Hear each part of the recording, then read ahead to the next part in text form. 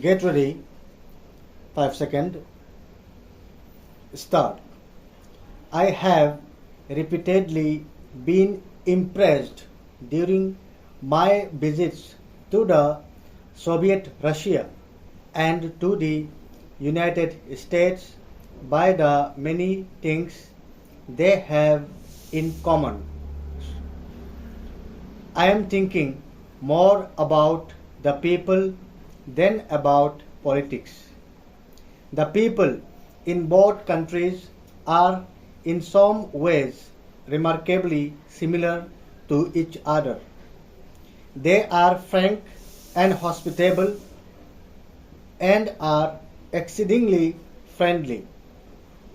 Essentially, I am thinking of one common feature today in the Soviet Russia and in America, namely the concentration of technological and scientific development as a means to progress.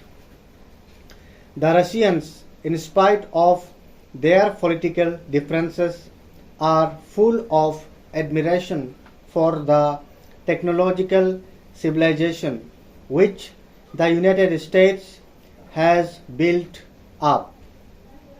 They want to do even better. Theirs is a competitive approach. It is because of this, I think, that once they get over the present day political difficulties, the people of the Soviet Russia and the United States are likely to come much nearer to each other than possibly other countries might.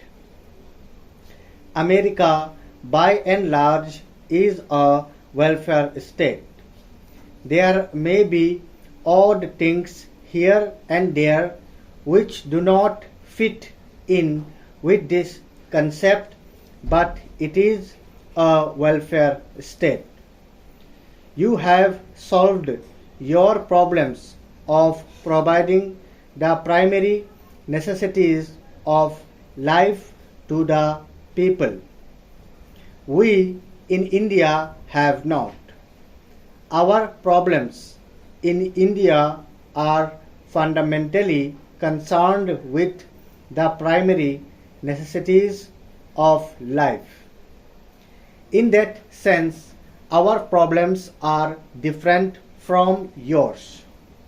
Therefore, the pure American approach does not often fit in because you think in terms of an affluent society. For example, you may think in terms of highly mechanized agriculture, but it may not suit India.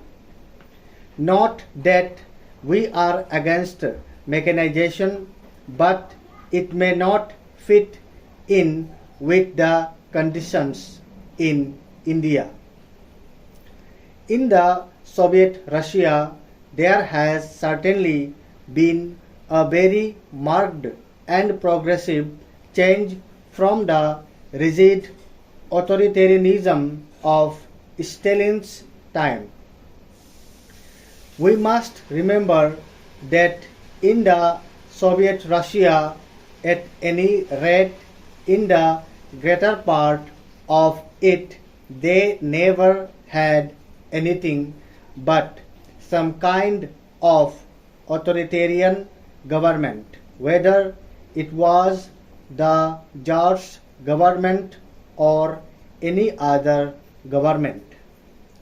From that, they went on to a communist regime which has brought them some advantages undoubtedly, but at the cost of individual liberty.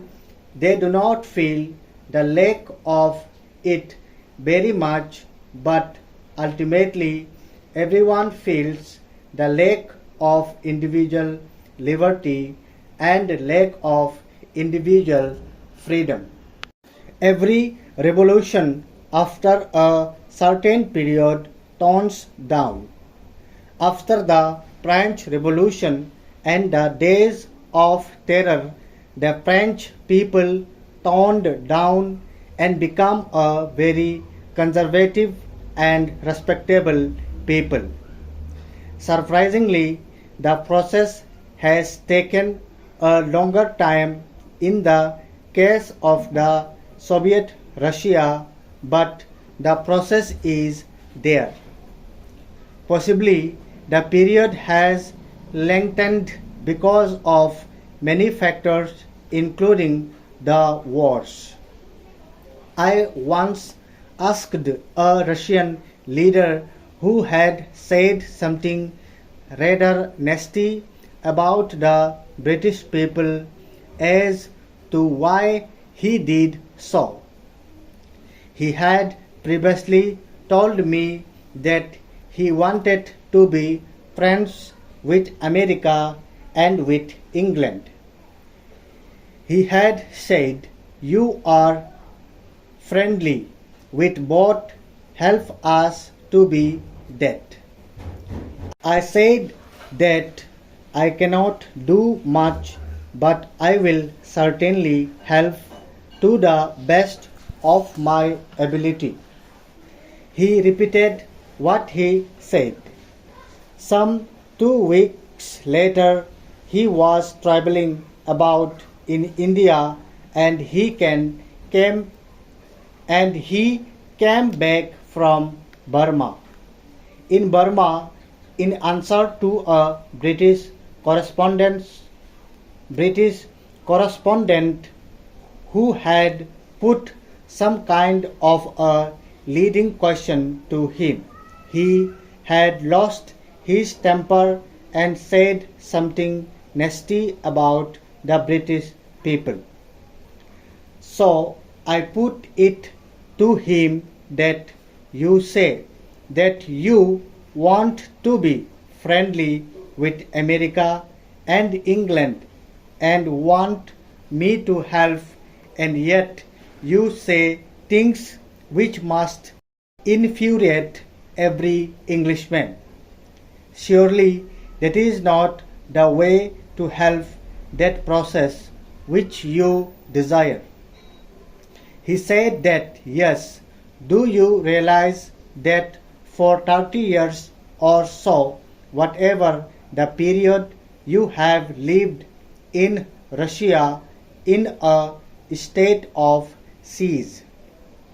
We have lived in a state of siege with our enemies surrounding us and trying to put an end to us, crush us.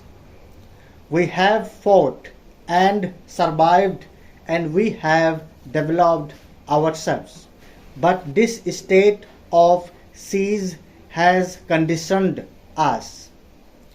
We are suspicious of everybody, especially of these people who have participated in this siege, and if they do anything which we do not like, we retaliate immediately. The reaction is there without even thinking. So you see the result of past conditioning. It is very powerful factor in every nation. Yet you see one gets over it. Take the last word. How did people in America or in England or in many other countries feel about Hitler's Germany and about the Nazis? They felt very angry, no doubt. But today they are friends with the German people, and rightly so. You have got over that. How did you Americans feel about Japan during the war? You were very bitter and yet you are relatively friendly today. It is extraordinary how these changes can take place and feel friendly towards each other. Stop.